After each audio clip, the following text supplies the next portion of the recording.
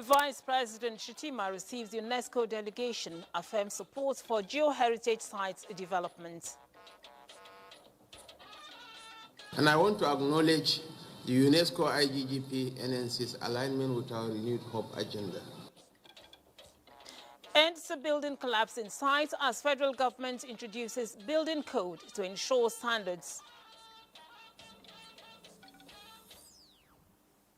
We are all demonstrating our determination to ensure that every Nigerian home, school, office, hospital, and place of assembly is built to specifications. Also on the news, federal government set to release 2,000 tractors to bolster agricultural mechanization. Tractors are not for decoration. Tractors are meant to work. And we will have trackers on these tractors to make sure that they are geofenced. Good evening and welcome to NTA Network News. I'm Lami Ali and we're live in Abuja, bringing you the latest stories and updates from across Nigeria. Tonight we have a packed broadcast for you. Adiola Kome-Akere joins us live from Lagos, giving us a glimpse into the latest developments from the commercial hub of Nigeria. From our business desk, Benny Adams brings you the latest market trends and financial news, keeping you informed about the economic landscape globally. So, Benny, what's up? Well, if you care to listen, I tell you for free. This is the time to invest in Nigeria's capital market as the market continued to churn out the BS in the last few days. And in our sports corner, Bade Adeleye brings you the key happenings in the sporting world. Anywhere, everywhere. And of course, the 9th edition of the National Youth Games just began this evening with about 5,000 athletes competing. So, catch us online at nta.ng/live. NTA is also on X as NTA News Now, and you can also follow us across other social media platforms. Our handles are displayed on the screen. Let's get started with tonight's broadcast. The federal government has affirmed commitment to unlocking the socio-economic potentials of Nigeria's geoheritage sites. Vice President Kashim Shettima stated this when he received a delegation from UNESCO International Geoscience and Geoparks Program Nigeria, led by its chairman, Dr. Aminu Abdullahi Isiaku, on a courtesy visit at the presidential villa.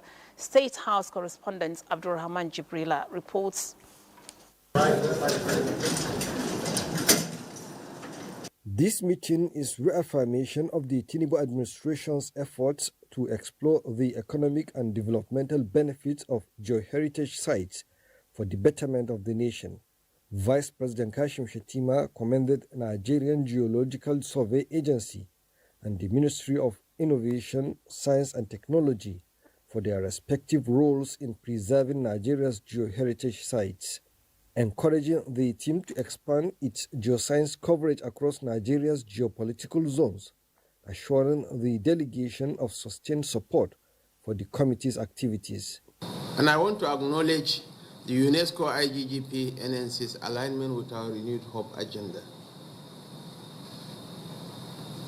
And also recognize your council's, your committee's objectives in promoting sustainable geoscience development themes under climate change, earth resources, hydrogeology, geohazards, geodynamics, and geoheritage. But we are a young nation, and I will urge you to expand your coverage beyond Borno and Kebbi. The committee is aligning itself with the President Tinubu's renewed hope agenda in ensuring climate resilience, among other goals, promising to raise public awareness on the benefits of geosciences. We believe that our coming is the right time for us to come and share our objectives with the presidency and also seek, most importantly, subnational support. So that because all our work is eventually going to be done at the subnationals. So we believe that coming here is the right place for us to take our message. the establishment of a national committee for Nigeria, 50 years after the establishment of the global body, has firmly placed the country within the International Geoscience Program framework. From the State House, Abraham Jibrila, NTA News. Now, the Federal Ministry of Agriculture and Food Security says it will soon release 2,000 tractors deployed by the federal government. Minister of Agriculture and Food Security, Abubakar Kari, says other incentives to boost mechanization and crop production will also be provided. Musa Baba Aliu reports. On June 23, 2025, President Bola Tinubu inaugurated 2,000 tractors, including large and small harvesters and other implements in Abuja. Since the inauguration, farmers have been awaiting information on the procedure and how the heavy-duty farming equipment will be distributed. The Minister of Agriculture and Food Security, Abubakar Kari, stated that the tractors are not meant for show. Mr. President will soon give us the go-ahead to distribute. We'll come up with the financing structure that you will see that will be very, very attractive to the farmers. But one thing that we must make sure, tractors are not for decoration. Tractors are meant to work. And we will have trackers on these tractors to make sure that they are geofenced. The minister was speaking to a group of farmers who visited the ministry seeking recognition, support, and partnership in the Nigeria Food Security Project. And for the first time, Mr. President had given us 2,150,000 bags of fertilizer that we had given out across the country free of charge. The chairman of Amana Farmers and Grain Suppliers Association of Nigeria, Haruna Ahmed, stated that the association would continue to support and collaborate with the ministry in all its activities, particularly in implementing laudable sustainable agriculture projects in the country. Musa Baba Aliyu, NTA News. Now, the federal government, through the Ministry of Housing and Urban Development, has inaugurated a 21-man advisory committee for the National Building Code. Francis Udojo reports that the initiative is aimed at repositioning Nigeria's building and construction industry. Nigeria's existing building code, practiced based on specifications given by different states, including the Federal Capital Territory, sometimes created variations that are contrary to standard.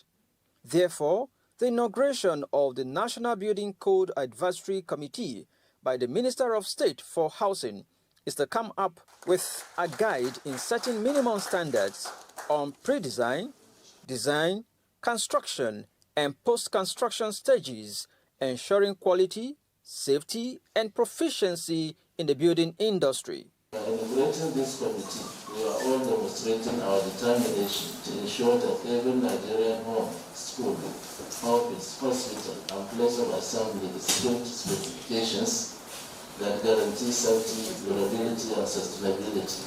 So I want to assure you that all the members I have here are my colleagues, and we will not disappoint you. Stakeholders believe that the inauguration of the advisory committee will provide decisive directions in curbing cases of improper town planning, building collapse, use of untested materials, as well as the involvement of non-professionals in the building industry. Francis Udojo, NTA News. The Minister of Education, Dr. Tunji Alausa, has cleared the air concerning agreements between the federal government of Nigeria and the Academic Staff Union of Universities, noting that the last formally signed and binding FGN-ASU agreement was in 2009. In 2017, the then Minister of Education, Malam Adamu, inaugurated a renegotiation committee which produced the draft of NIMI BRICS agreement in May 2021. However, this draft was never signed by the federal government. When the minister stated that there had been no new signed agreement with ASU, he was specifically referring to the 2021 NIMI BRICS draft, which remains unsigned, but serves as the most recent framework for discussions. Thus, the 2009 agreement remains the last signed document. The ministry reaffirms government's commitments to resolving the 16-year stalemate with ASU in a sustainable and constitutionally backed manner under the renewed hope agenda, while ensuring universities remain open. Stakeholders and the public are therefore urged to disregard May's interpretations as the federal government remains firm in its resolve. In a decisive and proactive move to strengthen accountability, Group Chief Executive Officer, NNPC Limited, Bashir Bayo Julari, has pledged unwavering commitments to upholding transparency and strict adherence to the Nigeria Extractive Industries Transparency Initiative (NATI) procedures, acknowledging the critical role of NATI in promoting open governance and curbing corruption in the extractive sector. Ojulari emphasized that compliance will ensure credible reporting and foster investor confidence. Lydia Sampson reports. Point-blank interaction between NATI and NNPC Limited in Abuja indicates commitment that aligns with national efforts to enhance transparency, boost economic development, and protect public resources. NNPC Limited GCEU informed NATI management that the company is already restructuring internal processes and framework towards ensuring accuracy in information contained in its monthly reports. You saw the mandate we got from the president around when we were appointed, around growing oil production to 3 million barrels per day by 2030, growing gas production to minimum of 20 billion cubic feet per day by again 2030. Our aspiration is to beat that target for us to be able to achieve those kind of numbers. And we are committed to drive those transformations in partnership with all the other operators that we work with and also partnership with government.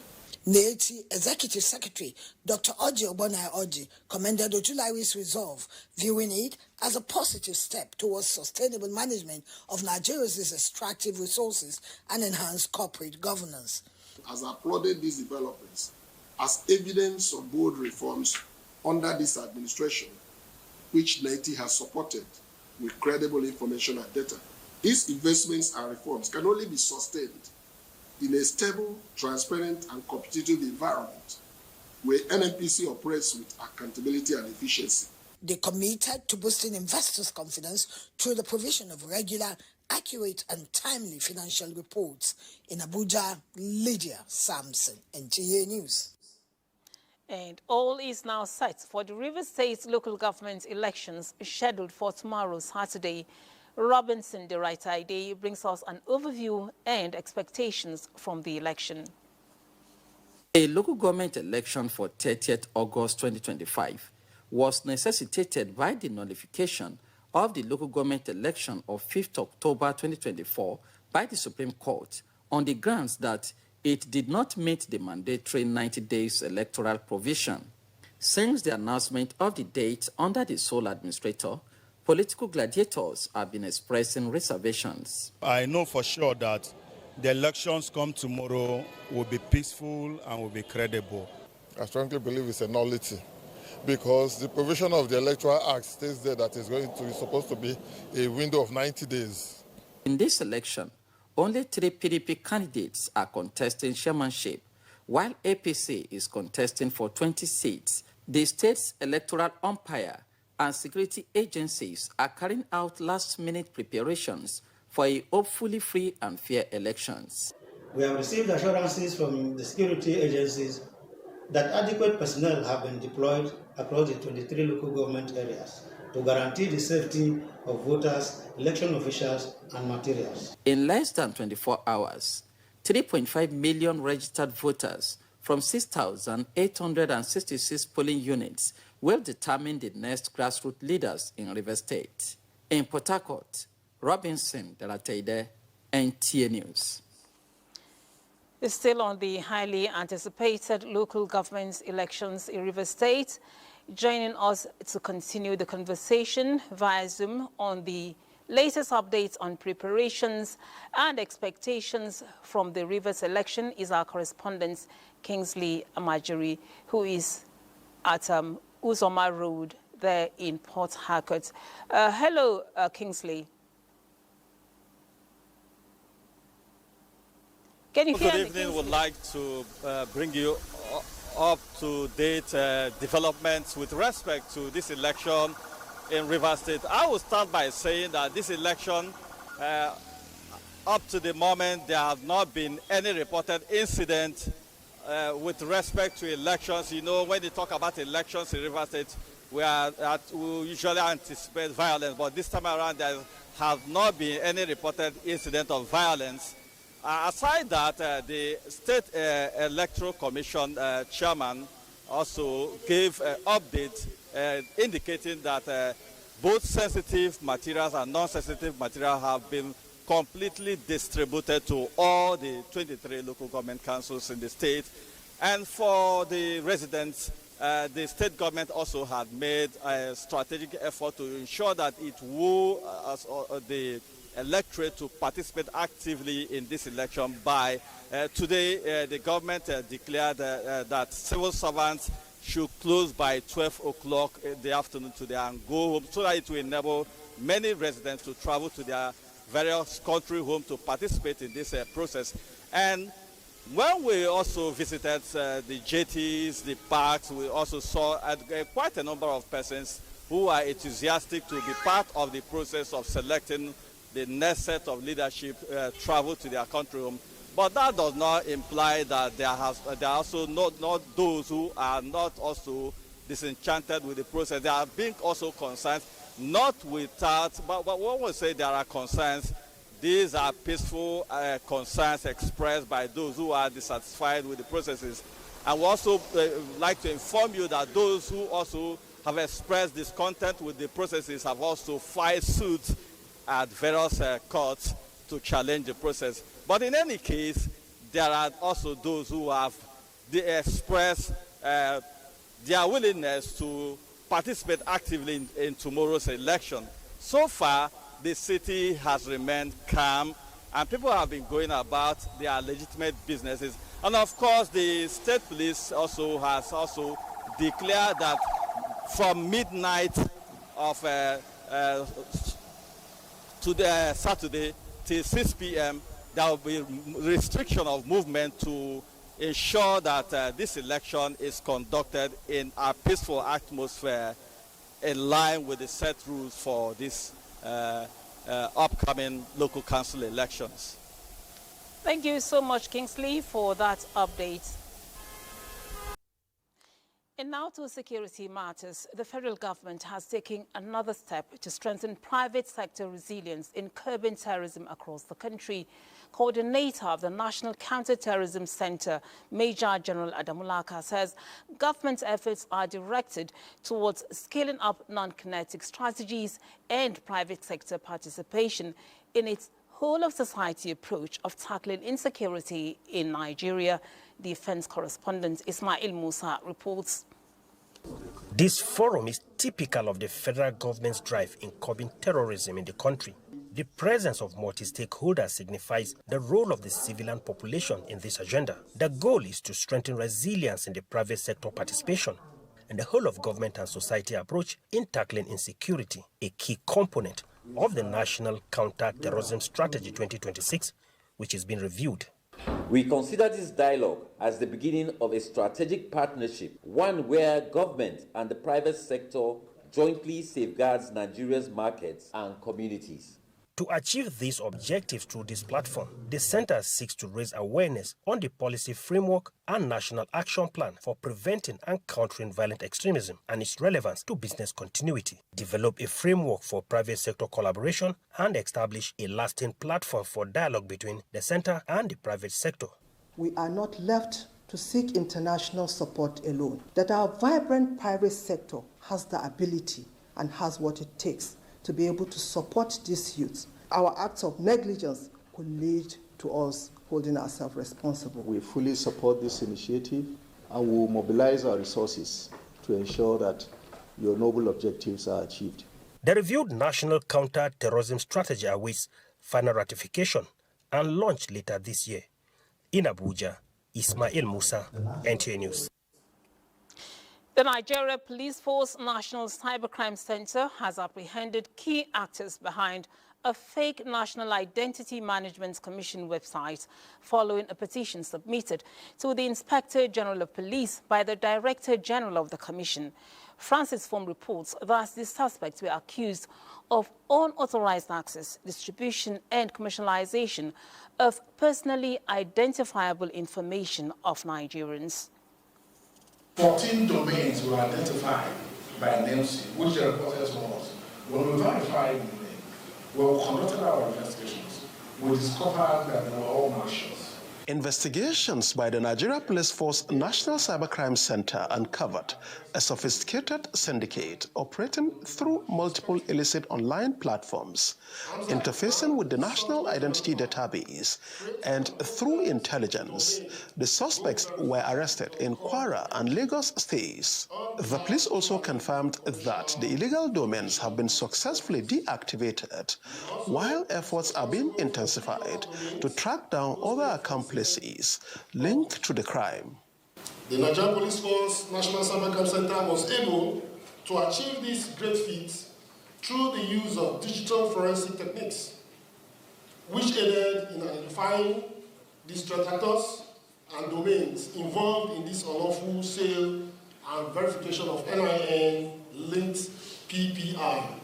NNPC reiterates and also continues to urge Nigerians to avoid patronizing unauthorized agents or business centers and to access needs services only through approved enrollment centers. The NNPC Director General emphasized that the Commission remains steadfast in protecting the integrity of Nigeria's national identity database. Francis Form, NTA News. And the Nigerian Air Force is sharpening its edge with precision, discipline, and a firm commitment to prioritizing civilian harm mitigation as a core mission objective in modern military operations. This was the message of the Chief of the Air Staff, Air Marshal Hassan Abubakar, to the training on civilian harm mitigation in air operations at the Air Warfare and Doctrine Center in Abuja. Defense correspondent Olajide Bello has the details. The Civilian Harm Mitigation and Response Action Plan, CHMRAP, is a strategic initiative launched by the Nigerian Air Force in 2025 to institutionalize civilian protection in air operations, embed international humanitarian law principles, and build trust with communities. Key components include rigorous training for personnel, the establishment of a dedicated CHMR board and response unit, and the integration of technology to reduce collateral damage and improve accountability. The department will serve as a hub and facilitator of NAF-wide training and analysis of civilian protection, thereby institutionalizing best practices for harm mitigation and response during operation. Your commander would have been here either in the first or second batch of this program, so you all be speaking the same language, all aimed at making sure that we minimize and eliminate civilian harm. Civilian harm mitigation and IHL training do not weaken a professional military, they strengthen it. Effective CMR helps improve intelligence gathering, community support, and operational effectiveness, especially in internal security and counter-insurgency operations. Olajide Bello, NTA News. Now, aside the digital-first initiative and the quest to enhance content, harassment, intimidation, and general welfare of media workers, especially those of NTA staff, are concerns the new Director General, Rotimi Pedro, will have to contend with. These concerns were raised when the chairman of NUJ and Ratau NTA chapters met with the new management. The assurances to address every issue raised and strengthen industrial relationship from NTA management were heartwarming, according to Charles Alpha. And here is the report. Come rain or shine, these media workers remain steadfast in their mission.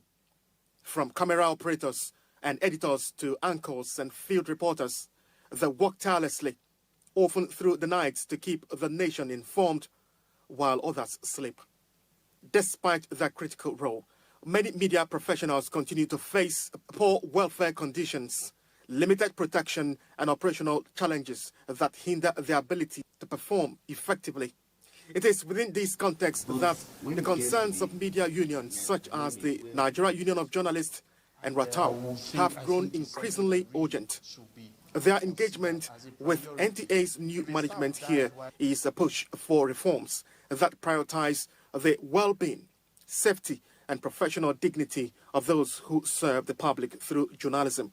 From welfare, incentives, and improved remuneration to harassment and intimidation of NTA staff, the union chairman NTA headquarters laid bare the issues. DJ, we also will want you to, amongst your plans, to please take staff welfare as a priority, as it were. Issue of harassment of our staff has become a recurring decimal.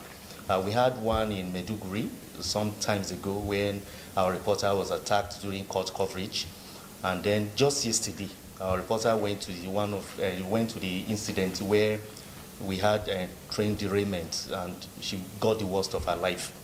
Again, new on the job, but not so new to the system. The DG, Rotimi Pedro, before this engagement, as he puts it, was already engaging his management on how to improve welfare, develop NTA content house, and other issues raised by the union leaders. Over the years, I believe NTA has focused too much, particularly on kit, equipment. It's now to turn it around to a content house. A content house meaning that people, not just the equipment, and to get the right people to operate the equipment and to get the best output out of NTA would mean a good union, in a good industrial relationship. And I think there's a foundation, a strong foundation to build on that. So I believe in that totally, and the management which I lead now would reflect that in the whole thing. The welfare is also quite key. As for support and delivery of the Digital First Initiative, members of these unions are reassured that they are more than ready to make it happen. Charles Alpha, NTA News. The campaign to end tuberculosis in Nigeria received a major boost as the Stop TB Partnership Nigeria convened a review meeting and inaugurated its Jigawa State chapter. The initiative, which is one of the pet projects of Nigeria's First Lady and Global TB Ambassador, Senator Oluremi Tinubu, is in collaboration with the wife of the Jigawa State Governor and State TB Ambassador, Hajia Hadiza Umar Namadi. Mohammed Musa Askira reports. The event, held at the banquet hall of the Government House in Dutse, brought together critical stakeholders in the health sector, including development partners like the World Health Organization. At the meeting, stakeholders emphasized the ongoing efforts to curb TB through intensified awareness campaigns, preventive measures, and curative solutions designed to eradicate the disease both in Jigawa and across Nigeria. Wife of the Jigawa State Governor, Hajia Hadiza Umar Namadi, said the Stop TB Partnership will serve as a catalyst for high-level advocacy, strategic planning, and resource mobilization. Heartfelt appreciation to Her Excellency, Mother of the Nation, for her national leadership in championing health initiatives that place women, children, and families as a center of development. With a shared commitment to work together, health partners pledged renewed support to strengthen Jigawa's health system and contribute towards ending TB and other fatal diseases in the state. With collective action, innovation, and unwavering dedication, this is a disease that we can all defeat together. The Stop TB Partnership Nigeria says, with the increased awareness, stronger collaboration, and sustained investment, tuberculosis will soon be a disease of the past in Jigawa and across Nigeria. From Dutse, Muhammad Musa Askira, NTA News. President Bola Ahmed Tinubu felicitates with engineer Olainka Hakim Babalola on his historic election as president of Rotary International for the 2026-2027 term. As the second African and Nigerian to hold this esteemed position, the president says Babalola's achievement is a testament to his unwavering dedication to service, philanthropy and humanitarian causes. President Tinubu notes that Babalola's elevation will no doubt inspire millions of Nigerians, particularly the younger generation, demonstrating that vision, integrity and the passion for service can lead to global recognition and transformative change. The president assures Babalola of the government's support and encouragement in championing humanitarian causes, fostering international partnerships and promoting the spirit of service to humanity.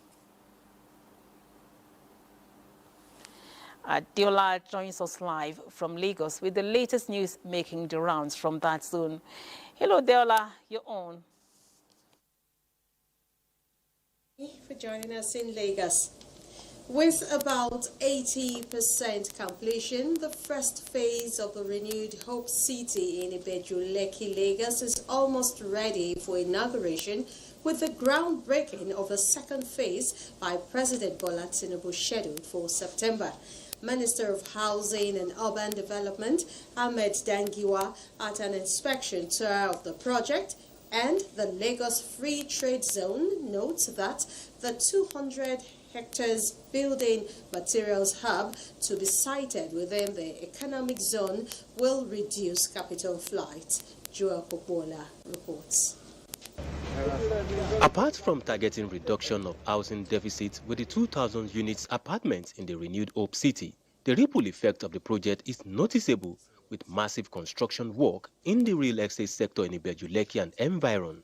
Access roads and other key infrastructure have been developed for housing and economic activities to gain traction in the area. The Minister of Housing and Urban Development, Ahmed Dangiwa, having assessed the level of work on the legacy project, describe it as an attestation to the commitment of the current administration to provision of affordable housing. Currently, we have over getting to 700 houses that are on ground, and then the phase 2 has already commenced, and during the groundbreaking, we'll start the last phase that makes it the 2,000 houses. Within a couple of weeks, the contractor is going to round up for the phase 1 of this Ibeju-Lekki project. On the 200 hectares building materials hub to be sited within the Lekki Free Trade Zone, the minister knows that this will prune down the cost of construction in the real estate industry. Going to reduce the housing deficit that we're having, ensuring that local building materials are manufactured locally is going to create a lot of jobs. For those desirous of owning an apartment at the renewed Hope City, Federal Mortgage Bank has simplified the process. They are very, very affordable. They are going for 90 million. It's on a mortgage to contribute an NHF contribution of 2.5% of your gross salary each month. For 6 months, it enables you, that is the eligibility criteria. Accompanied by Permanent Secretary and other senior officials of the ministry, the minister inspected the ongoing development on the 16,500 hectares Lekki Free Trade Zone, assuring that the housing needs of the economic zone will be addressed. In Lagos, Joel Ukbola, NTA News. As the nation is repositioning itself in the maritime sector with the creation of the blue economy, the impact of war risk insurance charges on Nigerian-bound cargo vessels is staggering. Maritime reporters of Nigeria, maritime experts and other stakeholding agencies are brainstorming on ways to mitigate such risk. Larry Bilay has details. Piracy, armed conflicts, terrorist acts birth the war risk insurance. It is an additional surcharge imposed by international shipping companies on cargo bound for destinations perceived to be high-risk zone in maritime territories. With the increased security activities along the Gulf of Guinea, Nigeria is no longer on the list of high-risk zones but still pays war risk insurance. Changing security dynamics in Nigeria's maritime environment and the Gulf of Guinea warranted the Nigerian Navy to devise and implement strategies to support our policing efforts. This involves acquisition of modern state-of-the-art platforms and collaboration with other maritime stakeholders The question on the lips of these maritime reporters and experts: why the reluctance of shipping companies to remove these surcharges that has become a financial burden to the sector? According to NIMASA, Nigeria has paid over $1.5 billion premium in 3 years alone due to war risk insurance surcharges. What then is the way out? We want to ensure that Nigerians begin to carry Nigerian cargoes, be it import or export. And the way to go about that is to build indigenous capacity, to empower Nigerian ship owners through single-digit financing. Nigerians to own ships, not just any ship, but ocean-going ships that can carry our goods from Nigeria abroad and from abroad to Nigeria. This is the third in the series of Maritime Reporters Association of Nigeria annual lecture, not only discussing salient issues in the maritime sector, but preferring ways forward. In Lagos, Larry Bileyi, NTA News. And those are the reports from Lagos. The network news will continue with Benny Adams on the business segment when we return from this break. Good to know you're where you should be at this time. It's that time we talk business. And we'll start from the Treasury House, where the Accountant General of the Federation, Dr. Shamsuddin Ogunjimi, says Nigeria stands on the threshold of far-reaching reforms under the newly enacted Tax Reform Act, which is expected to reshape the country's fiscal landscape, enhance revenue generation, and block leakages in the system. Dr. Ogunjimi made this known when he received a delegation of the Chartered Institute of Taxation of Nigeria, led by its president, Innocent Ohagwa, in Abuja. The Accountant General assured the delegation that their request for the creation of a career path for the tax professionals with an entry point at grade level 10 would be presented to the head of service of the Federation. He emphasized that tax professionals deserve recognition in the same manner as lawyers, medical practitioners, and veterinary doctors in the nation's civil service. Talking trade at this time, the U.S. administration on Friday ended the duty-free imports of packages worth less than $800, known as a de minimis exemption, a decision that increases cost for retailers around the world selling to the U.S. and will likely cause prices to rise for American shoppers. With this, the administration has expanded a decision in May to impose tariffs on these shipments from China and Hong Kong, affecting retailers such as Shein and Temu, which primarily ship from China. Canada, Mexico, and the United Kingdom are the next biggest senders, hence the most affected at this time. And back home, let's look at the stock market, where at the end of last week, day of trading on the Nigerian exchange, investors lost again 165.61 billion naira as market capitalization fell to 88.77 trillion naira. A total of 435.1 million shares in 25,573 shares corresponding to a market value of 10.386 billion were traded. Today's data shows 51% decline in volume, 63% decline in turnover, and 2% decline in deals. On the aggregate, 128 listed equities participated in trading, ending with 19 gainers and 31 losers. And looking at the numbers there, the stocks to go for as a wise investor is the losers. They lose today, they gain tomorrow. That is it on business at this time. Lami, you can take it from here. Thank you, Benny. Now, Anambra State Governor Professor Chukwuma Soludo says his administration is focused on prioritizing productive investments over transit consumption. The governor stated this while addressing journalists at the Lighthouse Oka as the state marks 34 years since its creation. Correspondent Ndem Kalu completes the report. Created in 1991 under the military regime, Anambra, under the leadership of Governor Soludo, within 3 years in office, is undergoing developmental transformation. Despite being the second smallest state in Nigeria by landmass, we have produced some of the nation's brightest minds, successful entrepreneurs, and visionary leaders. From our bustling commercial hubs to our academic institutions, From our innovative industries to our rich cultural heritage, Anambra has remained on the rise. Paying tributes to the founding fathers of the state for their sacrifices and highlighting some of his achievements contained in his 5 pillars of governance, the governor stated that his focus is on long-term sustainable development. Our mantra is doing more with less. We're prioritizing things, and I promised in the Anambra, an assumption of office, that every naira that you put in my palms, I will show you where it's been put to use, to productive use. He urged citizens to work collaboratively, reinforcing that building Anambra is a collective effort, thereby achieving a livable and prosperous homeland. From the Government House, Oka, Ndemkalo, NTA News. Gone but not forgotten, the life and scholarly works of a poet, Christopher Okigbo, came to light as guests converged on Abuja to pay tribute to the literary giant in a commemorative event marking his induction into UNESCO Memory of the World Register.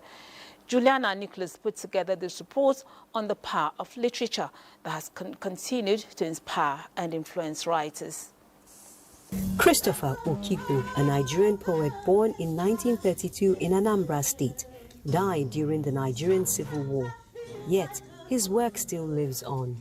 At this event organized by the Christopher Okigbo Foundation in collaboration with UNESCO and the National Council for Arts and Culture to commemorate his legacy, a series of presentations and discussions on the importance of preservation and impact on Nigeria's cultural heritage has taken center stage. Christopher Okigbo represents literature, represents poetry, represents the culture and heritage of this country in diverse ways. Okigbo had created character, that is the poet speaker, to undergo the journey in the poetry.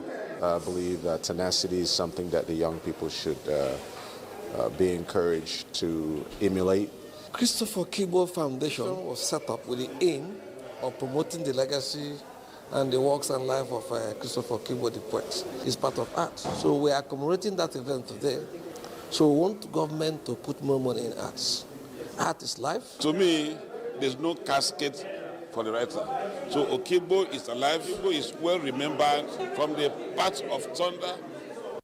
Literary experts and advocates of culture believe that this will bridge the gap in cultural literacy by promoting dialogue and advancing collective memory as reflected in Okigbo's words. Today for tomorrow. Today becomes yesterday. If I don't learn to shut my mouth, I'll soon go to hell. I, Okigbo, town crier, together with my iron bell. A poet of grand standing, Christopher Okigbo was inducted into the UNESCO Memory of World Register in 2006. It's time to talk sports on Network News Tonight. Now, the 9th edition of the National Youth Games was formally declared open earlier this evening at the Stephen Keshi Stadium in Asaba, Delta State. Representing President Bola Ahmed Tinubu was the special advisor to the President on Media and Public Communications, Sunday Dare, who performed the official opening. And of course, it was witnessed by government dignitaries, sports administrators, and thousands of spectators. Over 7,000 athletes and officials from across the country are participating in what is the largest gathering since the inception of the Games. That they continue to invest in sports, invest in our sportsmen and women, and support sports development in our country. Moving on, the FCT Kung Fu Association has unveiled plans to develop the sport in the territory. Chairman of the association, Mustafa Mubdiu Adebayo, while addressing sports reporters in Abuja on Friday, revealed he plans to create more awareness for the sport, source more funding and sponsorships, while also organizing tournaments and training camps. My major focus is to give visibility to the sports, because I am sure there are so many persons, if you ask them if they know anything about Kung Fu, they may tell you they don't, or they have not even seen where one is being practiced. By the time I'm done, or possibly we're going to set a projected time for Nigeria to be able to present athletes in this sport to compete at global level, probably at the Olympics. Let's let you know that Super Eagles coach Eric Chelle has released the final 23-man squad for the upcoming 2026 FIFA World Cup qualifiers against Rwanda and South Africa. The squad includes a mix of established and promising players. Notable inclusions are goalkeeper Stanley Nwabali, who made the list despite a recent injury scare, and emerging talents like Felix Agu and Benjamin Fredericks. The team will host Rwanda on September the 6th in Uyo before traveling to Bloemfontein to face South Africa on September the 9th.